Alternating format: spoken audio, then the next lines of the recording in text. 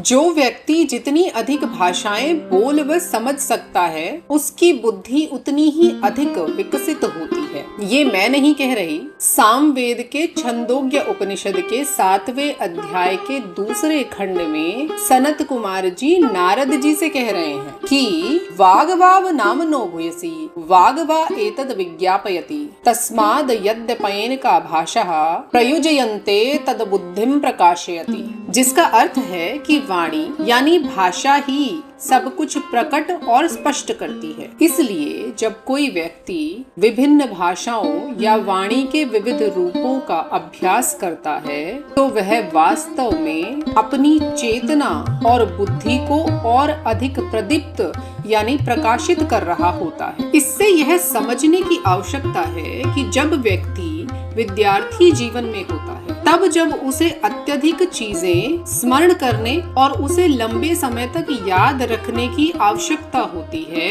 उस समय उसे मल्टीपल लैंग्वेजेस को अपने अभ्यास में रखना चाहिए। इससे उसकी स्मरण शक्ति बढ़ती है और बुद्धि का स्तर भी तेजी से विकसित होता है। साथ ही यह भाषा को सीखने और अभ्यास करने का उम्र का उनका सही पड़ाव भी है। जिस आसानी से वे इस उम्र में भाषाओं को सीख सकते हैं वह शायद बाद में कठिन होगा। इसलिए अपने बच्चों को केवल उनका सिलेबस जिस भाषा में है उस तक सीमित रखने की बजाय उन्हें और अधिक भाषाओं मल्टीपल लैंग्वेजेस को सीखने और उनका अभ्यास करने के लिए प्रेरित किया जाना चाहिए। अच्छी बात यह है कि अब मल्टीपल लैंग्वेजेस को सीखना और सिखाए जाना पहले के कंपैरिजन में काफी आसान हो गया है, क्योंकि 9वीं से 12वीं तक की कक्षाओं में 3 भाषाओं को करिकुलम में शामिल करने के लिए बात रखी जा रही है, जिसमें इन 3 भाषाओं के ढांचे में 2 भारतीय भाषाएं और 1 विदेशी भाषा को शामिल करने का सुझाव है। भारतीय भाषाएं जैसे हमारी मातृभाषा केवल हिंदी नहीं है। भारत में विशेषकर भाषा को लेकर इतनी विविधता है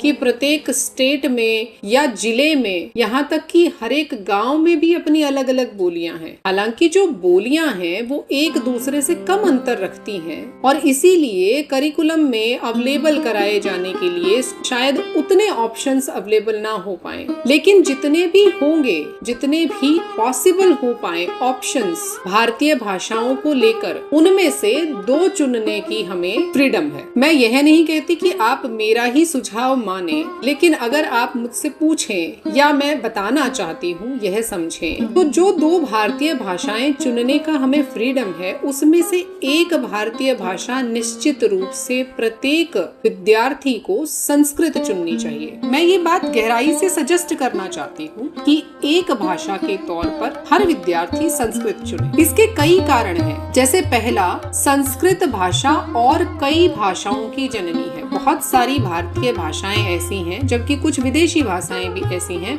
जिनका उद्भव संस्कृत से हुआ है, और उद्भव नहीं तो जुड़ाव तो अत्यधिक भाषाओं का संस्कृत से है ही। इसलिए अगर हम उसकी रूट तक जाते हैं, अगर हम भाषाओं की जड़ों तक जाएं, संस्कृत को सीखें, तो इनमें से बहुत सारी भाषाएं बहुत हद तक हम वैसे ही समझ पाएंगे। दूसरा एक मुख्य कारण संस्कृत को ऑप्शन में चुनने का यह भी है कि हमारे वेद पुराण उपनिषद सब संस्कृत में लिखे हुए, और आप यकीन माने कि उस लिखित ज्ञान में से इतना कुछ है जो मानव जाति के उपयोग में ही नहीं आ पा रहा, केवल इसलिए कि हम समझ ही नहीं पाते हैं कि लिखा क्या है। अगर आप समझते हैं कि ऐसा भी क्या भाव छुपा है हिंदी में या इंग्लिश में, उसके ट्रांसलेशन को पढ़कर उसका अर्थ समझ लेंगे तो यह बिल्कुल गलत है। किसी भी भाषा का जब दूसरी भाषा में टीका किया जाता है, सरलीकरण किया जाता है, तो कभी भी 100% उसका सही अर्थ निकालना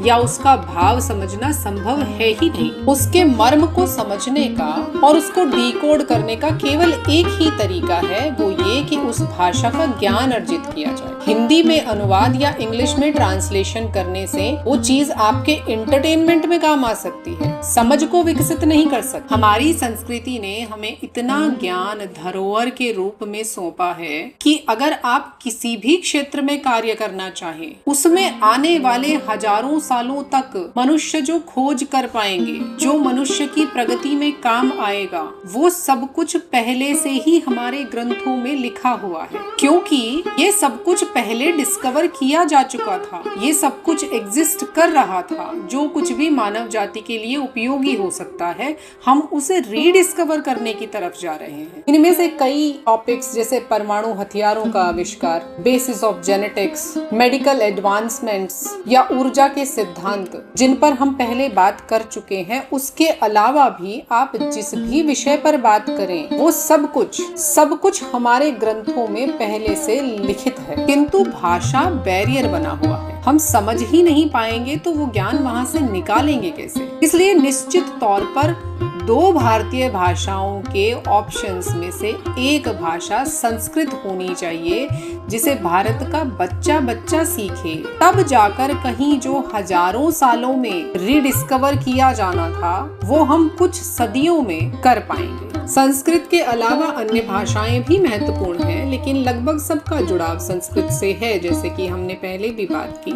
इसलिए वहां से लगभग सभी भाषाएं कवर हो जाती हैं। किंतु फिर भी आपको लगता है कि आपकी कोई लोकल लैंग्वेज या कोई जो भी आपकी मातृभाषा है या कोई अन्य भाषा जिसको आप संस्कृत से बिल्कुल भिन्न पाते हैं, उसको अपनी दूसरी भारतीय भाषा के रूप में आप चयन कर सकते हैं। अब एक बात रही विदेशी भाषा की। विदेशी भाषा के रूप में हम में से अधिकतर लोग इंग्लिश को पहले से ही पसंद करते हैं। इसके लिए मैं 2 पॉइंट ऑफ व्यू रखना चाहती हूँ। पहला तो ये कि हाँ, इंग्लिश एक अच्छा ऑप्शन है विदेशी भाषा के रूप में चयन करने के लिए, क्योंकि अधिकतर विदेशों में या तो इंग्लिश बोली जाती है उनकी भाषा की तरह से कम समझी तो सभी विदेशों में जाती ही है। एक विदेशी भाषा जो ढांचे में शामिल है, उसके तौर पर अंग्रेजी को सेलेक्ट कर सकते हैं।